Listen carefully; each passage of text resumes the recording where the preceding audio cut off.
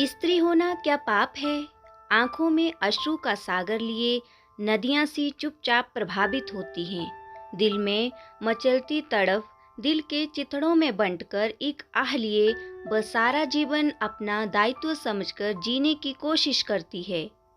गांव गलियों की सखियों की याद लिए अपनी मंजिल तय करती है। पुरानी यादों को समेटकर नई राह के सपनों में खो जाती है। घर के सारे काम काज कर अष्टभुजा बन जाती है। सम्मान पाने की मन में आशा लिए रहती है। बच्चों को सरस्वती की तरह शिक्षा दीक्षा देती, हर कार्य में बचत करने की कोशिश कर लक्ष्मी बनती है। अन्नपूर्णा बनकर सबका उदर शांत करती, कोई संकट आ जाए तो चंडिका बन जाती है। हमेशा से आंचल में दूध आंखों में पानी लिए सारी जिंदगी सहती रहती है, फिर भी वह पराई होती है। नौकरी या बिजनेस करने वाली भी पर स्वाधीन होती है।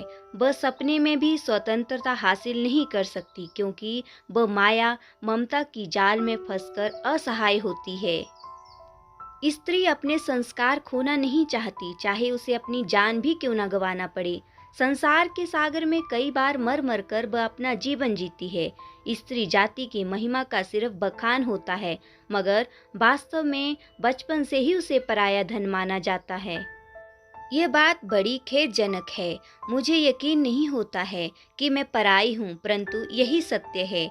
जैसे जैसे बड़ी होती गई, वैसे वैसे पराए पन का एहसास होता गया। घर के बड़े बूढ़े कहते, तुम पराया धन हो, आज नहीं तो कल चली जाओगी। हम जब छोटे थे कितना हमको अच्छा लगता था, गिर गिर के उठते थे, इतना ज़्यादा रोते थे कि हमें मम्मी पापा गोद में दौड़कर उठा लेते, बड़े प्रेम से सहलाते। उस जगह हो जहां अब हम गिरे, उस जगह पर फूंक मारकर पांव पटक कर उस जमीन को डांटते थे।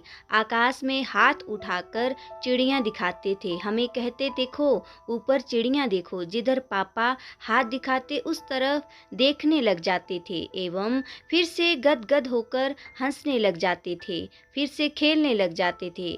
मुझे याद आता है वह बचपन, कई सालों पहले जब मैं छोटी थी, मुझे बिच्छू ने डंक मार दिया था।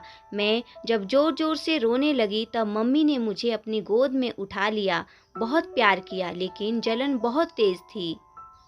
इसमें लगातार फूट फूट कर रोए जा रही थी। पापा घर पर नहीं थे, वह कोई काम से दूसरे गांव जा रहे थे, तो बस स्टैंड से उन्हें वापस बुलवाया। पापा ने कुछ इलाज किया, मेरे साथ मम्मी पापा दोनों रो रहे थे। मैं तो गोदी से नीचे उतर ही नहीं रही थी। लगातार 3 घंटे मुझे बिच्छू की जलन होती रही। तब तक मम्मी पापा मुझे लेकर घूमते रहे। आज भी मुझे याद है कि मम्मी पापा ऐसे ही होते हैं। वहाँ माया ममता का प्यार भरा खजाना होता है, लेकिन अचानक क्या हो जाता है कि हमारे इतने प्यारे होने के बावजूद हमें दूर कर देते हैं। क्या यही उसकी पहचान है? एक स्त्री होने का यही मापदंड है?